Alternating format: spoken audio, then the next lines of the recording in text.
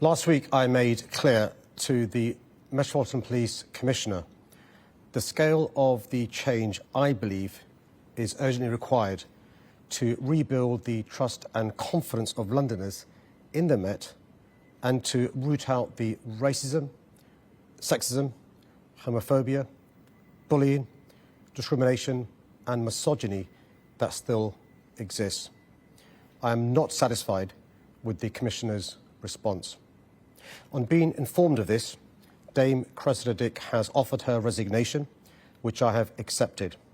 It's clear that the only way to start to deliver the scale of the change required is to have new leadership right at the top of the Metropolitan Police. I'd like to thank Dame Cressida Dick for her 40 years of dedicated public service, with the vast majority spent at the Met, where she was the first woman to become Commissioner. In particular, I commend her for the recent work in helping us to bring down violent crime in London, although, of course, there is more to do.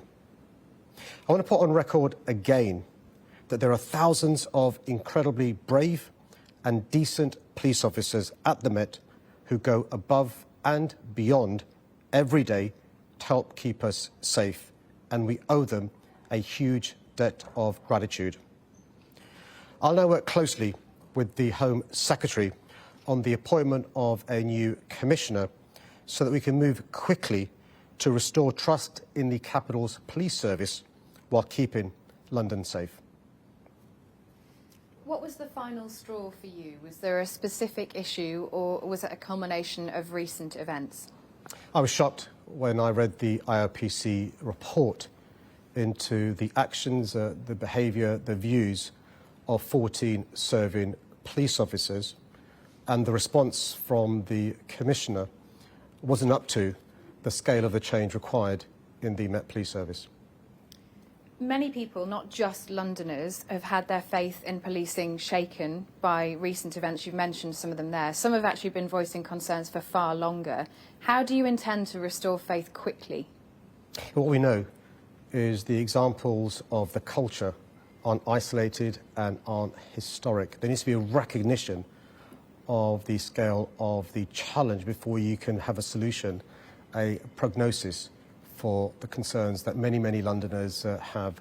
That's why it's really important we have the right leadership at the top of the police service, and it's possible to recognise and pay tribute to dedicated, brilliant, brave police officers, but also to say there are big issues that need addressing.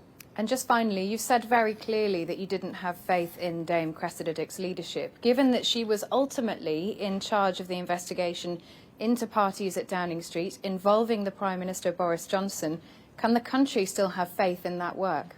It's really important that I don't give a running commentary on operational matters for obvious reasons. I'm a Labour mayor of London, and there are investigations into a Conservative Prime Minister. I'm quite clear it's inappropriate for a politician to be involved in operational matters. At the same time, I recognise the huge public interest in allegations of the most senior people in our country who are rule makers being rule breakers, because we police by consent. And intrinsic to policing by consent is the public having confidence in our police officers, and that's why this is so important.